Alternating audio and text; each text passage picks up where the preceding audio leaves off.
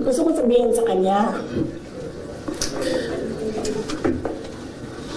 bago ko tanggalin ang ulo mo, yung batang yan yung magpapakamatay para sa bayan natin.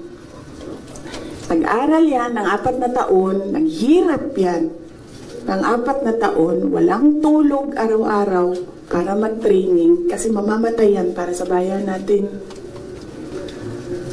Yan yung batang yan ang mapuputulan ng daliri diyan sa fiasco ninyo sa West Philippine Sea.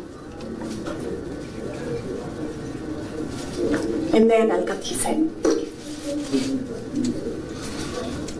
So, doon, na-realize ko, toxic na, diba? Ganyan na yung imagination mo. Ang imagination mo